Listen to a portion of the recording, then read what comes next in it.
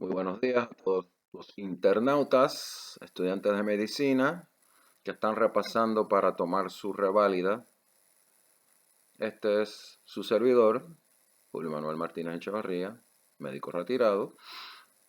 Y hoy vamos a cubrir 3 casos en el sistema gastrointestinal o gastroenterología, orientado al USMLE Step 1, USMLE Paso 1, en español, la famosa reválida criolla de Puerto Rico.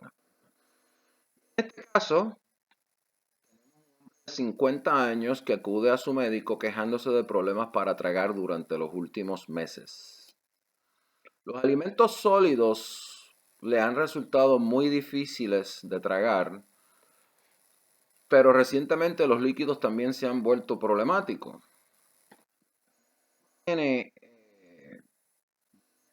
en el pecho después que come y de vez en cuando ocasionalmente regurgita trozos de comida no digerida. Su exploración física o el examen físico no presenta hallazgos no big deal. ¿Cuál sería el diagnóstico más probable con la información que tenemos del caso? ¿Cuál es el enfoque general para diagnosticar que tiene el paciente? Si digo ahora la condición, estoy destruyendo el propósito de la pregunta número 1. La tercera pregunta es: ¿qué afección se debe considerar en un inmigrante con esta presentación? ¿Cuál es la patofisiología de esta afección? ¿Qué otras imágenes o pruebas pueden ayudar a confirmar el diagnóstico? Y desde luego, ¿cuál sería el tratamiento adecuado para esa afección? Y estamos mirando un caso que se trata de disfagia, aclasia, que es un trastorno de la motilidad esofágica que provoca disfagia. O sea, la disfagia de por sí no es una condición. La disfagia es el síntoma que estás viendo de la causa del problema, que en este caso es aclasia. ¿Y cuál sería el enfoque general para diagnosticar la disfagia? ¿Qué pasos guías la secuencia de determinar disfagia? Empezamos con la premisa de que si el paciente no tiene problemas a iniciar el proceso de tragar, entonces tenemos 2 preguntas que hacernos. Dependiendo de cómo contestemos estas 2 preguntas en el transcurso de la evaluación del caso, vamos a seguir una serie de pasos y una secuencia. Able to initiate swallowing. El paciente puede iniciar el proceso de tragar. Sí, pues entonces tenemos que pensar en una disfagia del esófago. No presenta problemas al tragar, pues entonces piensa en una disfagia de tipo orofaringeal y lo dejamos ahí. Volvemos a otra pregunta. Sí, si contestamos que sí, disfagia esofagial. La otra pregunta que nos hacemos es: ¿tiene dificultad tragando alimentos sólidos solamente? Si la contestación es sí, si el paciente te dice sí, entonces tienes que empezar a pensar en una posible obstrucción mecánica.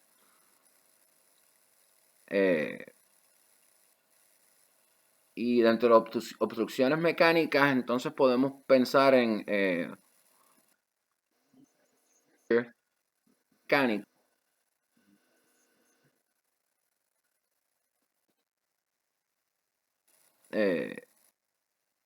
Disfunción, una estrechez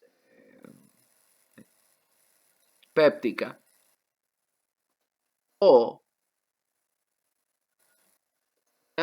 con lo podría estar causando un neoplasma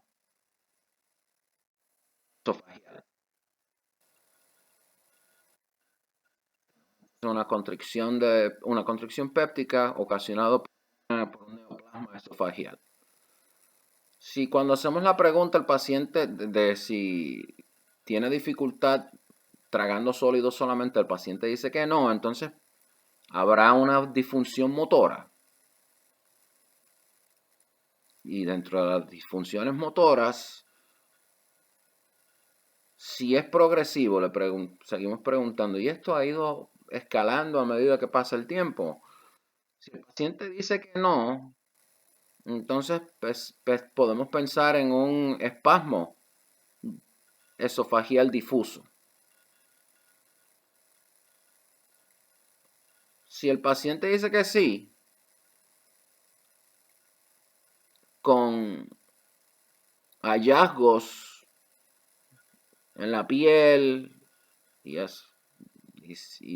hallazgos en el pulmón, ya estamos asumiendo que estamos haciendo unos estudios más exhaustivos, tiramos un X y encontramos hallazgos en el pulmón. Entonces, si es cierto que está asociado, hay ciertas decoloraciones en la piel y una muestra de rayos X, una radiografía muestra ciertos hallazgos en el pulmón, entonces podemos pensar en escleroderma. Si la contestación es no, no está asociado con hallazgos en la piel ni hallazgos en los pulmones, entonces pues, pensamos en aclasia, una aclasia, perdonen el trabalenguas ahí. Algunas de estas palabras al sol de hoy todavía se le hacen difícil a uno pronunciar, al máximo cuando uno está traduciendo del inglés al español. Y esos serían los pasos en diagnosticar la disfagia.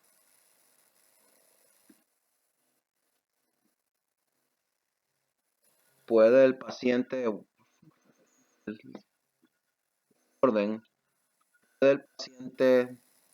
iniciar el proceso de tragar? No, pues pensamos que es una disfagia orofaringeal y lo dejamos ahí. Sí, si la contestación es sí, entonces tenemos una posibilidad de una disfagia esofaringeal. Preguntamos, ¿y esto sucede cuando tragas sólido solamente? Sí, entonces tienes una obstrucción mecánica y la obstrucción mecánica pudiera ser causada por una estructura, un estrechamiento péptico o un neoplasma del esófago. Si la contestación es no, no tengo dificultad en tragar sólidos, entonces una disfunción motora. Si es progresiva, ha progresado, cómo se ha ido desarrollando esto a través del tiempo. No, pues entonces, si no es progresivo, lo lógico sería pensar que es un espasmo difuso del esófago. Si es progresivo, el paciente te dice sí, entonces preguntamos, chequeamos la piel, hicimos nuestro rayo X.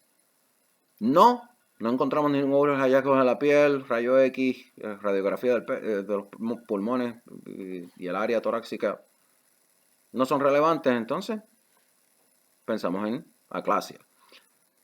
Si la contestación es sí, hay hallazgos en la piel y hay hallazgos en los pulmones, pensamos en escleroderma. ¿Qué condición puede considerar en un inmigrante, en un paciente inmigrante con esta presentación? Digamos que viene de Sudamérica, del área de Venezuela, del Orinoco. Pues piensa entonces en enfermedad mal de Chagas. Chagas disease. Causada por el parásito Trypanosomas cruzi, que es transmitido por la chinche redúvida. Y es indistinguible de las formas idiopáticas de aclasia y se debe considerar en pacientes de áreas endémicas, como Sudamérica, y algunos sitios en Centroamérica. Nicaragua, Honduras, El Salvador, Panamá, etc. ¿Cuál es la patofisiología de esta afección? Bueno, la aclasia es un trastorno idiopático de la modalidad causada por la relajación deficiente del esfínter del esofágico inferior, no superior, inferior. Y también la pérdida de la peristalsis del músculo liso en los 2/3 inferiores del esófago. Se cree que las neuronas inhibidoras productoras de óxido nítrico, nitric oxide, se pierden en el plexo mesentérico, lo que resulta en el cuadro clínico que describimos anteriormente con el paciente. ¿Qué otras imágenes o pruebas pueden ayudar a confirmar este diagnóstico? Podemos hacer un esofagograma con bario que muestra una apariencia de pico de pájaro del esófago. Bird's Peak. Podemos hacer una manometría esofágica. Y la manometría esofágica que va a enseñar ausencia completa de peristalsis y la incapacidad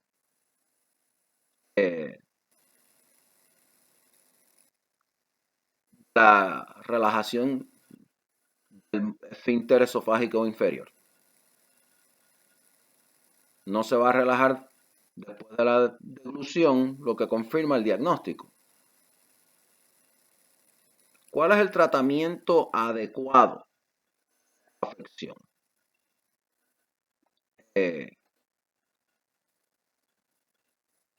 Puede ser una dilación neumático del esfínter inferior,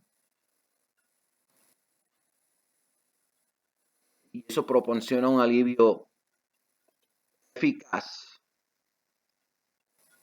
pero es temporal. Realmente, la mayoría de los pacientes puede ser necesario repetir este tipo de tratamiento, de procedimiento. Se puede hacer una miotomía quirúrgica, también es eficaz. En candidatos no quirúrgicos, entonces, se utilizan pruebas como bloqueadores de los canales de calcio, calcium channel blockers y múltiples inyecciones de toxina botulínica. El esfínter esofágico inferior. Esto fue largo, nos tomó prácticamente todos los 15 minutos del día. Vamos al segundo caso. Un hombre con HIV positivo de 50 años acude a su médico para atención primaria con un historial de un día de náuseas y vómitos. También presenta dolor epigástrico intenso que se le irradia por la espalda. La revisión del historial médico del paciente revela que está tomando didanosina, que es un inhibidor de la transcriptasa inversa, y las pruebas de laboratorio revelan un nivel de amilasa 5 veces superior al normal y un nivel de lipasa 6 veces superior al normal. La primera pregunta, ¿cuál es el diagnóstico más probable? La segunda pregunta, ¿cuáles son las causas comunes de esta afección? La tercera pregunta es, ¿cuáles son las 3 afecciones principales a considerar en el diagnóstico diferencial? La cuarta pregunta es, ¿por qué esta afección es más común en pacientes con infección por HIV? Pregunta número 5, ¿cuál es el tratamiento adecuado para esta afección? Y la afección que estamos hablando aquí es pancreatitis aguda, y el giveaway fue cuando fue cuando el paciente te dijo que el dolor epigástrico intenso en la espalda. También puede ser una aorta, ¿verdad? Pero en este caso nos referimos a pancreatitis aguda. Asumimos que hicimos un EKG, que hicimos otros estudios. ¿Cuáles son las causas comunes de esta afección? Bueno, la pancreatitis aguda ocurre cuando las enzimas pancreáticas, como el tripsinógeno o el quimotripsinógeno o la fosfolipasa A, se activan en el tejido pancreático en lugar de activarse en el lumen del intestino, lo que resulta en la autodigestión del tejido pancreático. Las causas más comunes son los cálculos biliares, piedras en la vesícula, que provocan una obstrucción del conducto biliar común, y también el alcohol, darte el palo, el juanetazo, el chorro, el guaro. Otras causas incluyen traumatismos, esteroides, paperas, enfermedades autoinmunes, picaduras de escorpiones, hiperlipidemia, algunos medicamentos, incluyendo algunos antirretrovirales. ¿Cuáles son las 3 afecciones principales a considerar en el diagnóstico diferencial? Yo estaría pensando en la colelitiasis, que se refiere a la presencia de cálculos biliares en la vesícula biliar que pueden obstruir el conducto cístico. Y esta obstrucción puede provocar un cólico biliar y un dolor intenso. El dolor es intermitente de corta duración asociado con la ingestión de alimentos grasos. Te fuiste a Guabate, te hartaste de morcillas y chicharrones, chuletas cancán, o también una colecistitis con un dolor más prolongado y constante debido a la inflamación de la vesícula biliar. La obstrucción intestinal también a menudo se presenta con dolor abdominal intenso, náuseas, vómitos, pero también con cambios en los hábitos intestinales. El síndrome de coronario agudo debe considerarse en pacientes de más de 50 años con dolor abdominal y factores de riesgo asociados. Los niveles significativamente altos de amilasa y lipasa son sensibles y específicos para la pancreatitis aguda. ¿Por qué esta afección es más común en pacientes con infecciones con VIH? Los pacientes con VIH o SIDA son susceptibles a la infección con organismos como el citomegalovirus, el complejo Mycobacterium avium, el Cryptosporidium, todos los cuales pueden causar pancreatitis.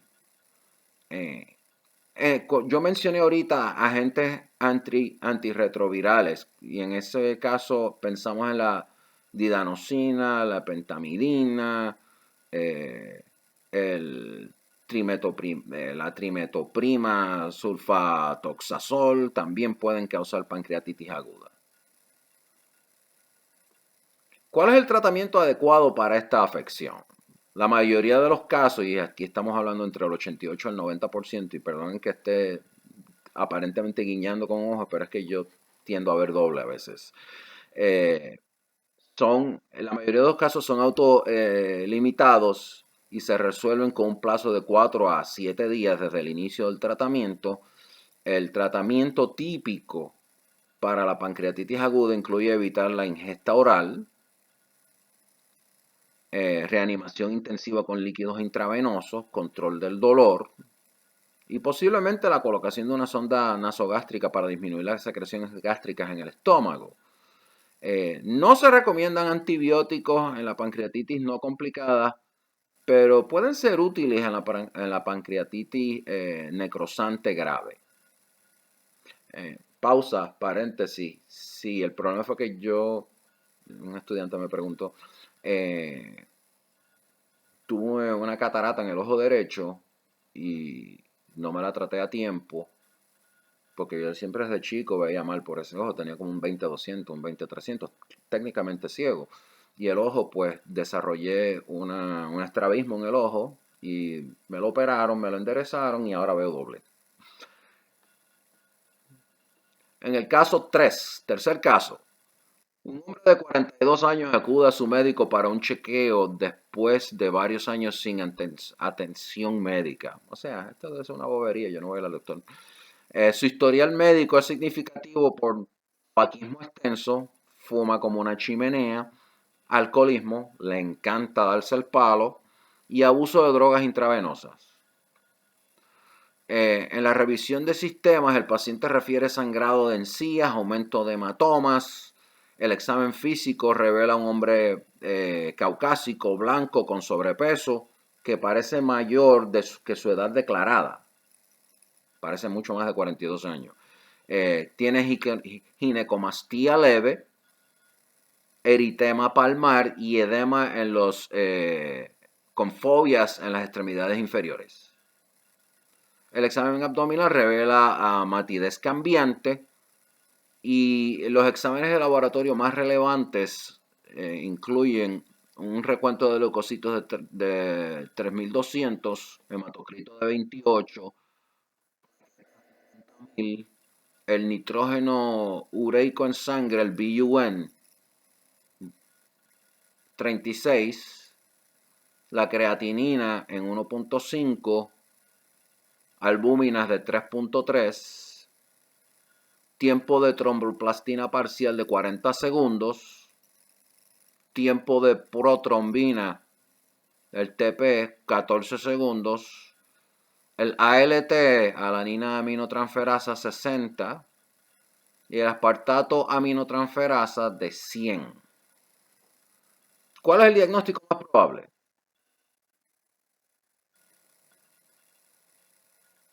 Y esta vez voy a contestar las preguntas, inmediatamente las hago.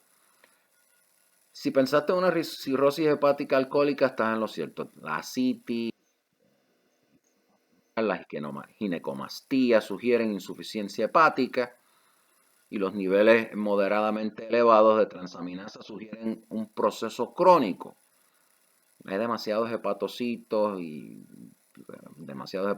ya han muerto para causar el aumento drástico que se observa en un proceso agudo.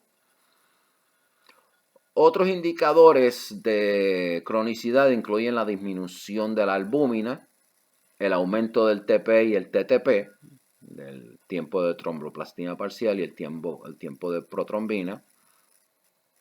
Tiempo de protrombina es el TP es el tiempo de tromboplastina parcial, perdón. También van a encontrar trombocitopenia y la disminución del hematocrito, low hematocrites.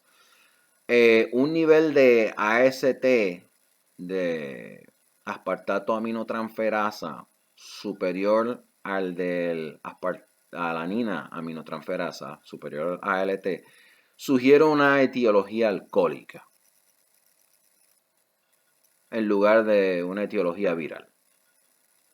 ¿Cuáles son las causas de la ginecomastía y el sangrado de encías de este paciente? El hígado normalmente degrada el estrógeno y en la insuficiencia hepática los niveles séricos circulantes del estrógeno son más altos y eso no hicimos el resultado, no incluimos el resultado de los niveles de estrógeno a propósito porque hubiera sido demasiado fácil contestar la pregunta. Así es que, debido a la insuficiencia hepática, los niveles séricos circulantes de estrógeno son más altos y esto explica la ginecomastía y el eritema palmar. El sangrado de las encías, doctor, ¿de dónde salió? Bueno, eso es probablemente debido a la trombocitopenia secundaria al secuestro esplénico y a la disminución del factor de proliferación de plaquetarias, secretados por el hígado que está dañado. Así es que el sangrado de las encías, trombocitopenia secundaria, el secuestro esplénico, disminución del factor de proliferación plaquetaria secretada por un hígado dañado. ¿Cómo se forma la ascites? La ascites es una acumulación anormal de líquido seroso en la cavidad abdominal. Eso contesta esa pregunta. Es causada por un aumento en la presión sinusoidal intrahepática, secundaria a la obstrucción intrahepática dentro del hígado cirrótico. La disminución de la degradación de la aldosterona por el hígado, que conduce a la retención de sodio y agua, y la disminución de la presión osmótica plasmática debido a la disminución de la producción hepática de albúmina. No se preocupen, esto fue larguísimo, le pueden dar rewind. Los signos físicos de la CITES incluyen matidez cambiante, flancos abultados y una onda de líquido. ¿Qué revelan los hallazgos de laboratorio sobre la función renal? Los niveles elevados del BUN y de la creatinina, con un cociente de BUN y creatinina mayor a 20, sugieren insuficiencia prerrenal. Los riñones no están perfundidos adecuadamente, no hay adequate perfusion, no hay perfusión adecuada, debido a la disminución del volumen intravascular que está causado por la CITES. La depresión prolongada del volumen intravascular en el contexto de una enfermedad hepática terminal puede causar vasoconstricción renal bien intensa e insuficiencia renal que no responde a la carga del volumen. Y esto es un síndrome hepatorrenal. Bueno, esto concluye nuestro tercer caso. Hoy nos excedimos como por 11 o 12 minutos, pero valió la pena. Recuerden, todos estos vídeos están a la disposición. Si les gusta, denle like, suscríbanse y pueden darle rewind cuantas veces quieran y consultarlo con su material de referencia. Yo recomiendo mucho que compren el libro First Aid for the USMLE Step 1. Aunque no creo que venga en español, pero es una gran ayuda para su repaso de la reválida. Sin más al particular, me despido de ustedes hasta el viernes a las 10 de la mañana, hora centro, 9 de la mañana, hora este, donde vamos a estar discutiendo nada menos y nada más que preguntas en ciencias del comportamiento. El viernes de Multiple Choice Questions va a ser en ciencias de comportamiento. Sin más al particular, chao, chao, nos vemos el viernes.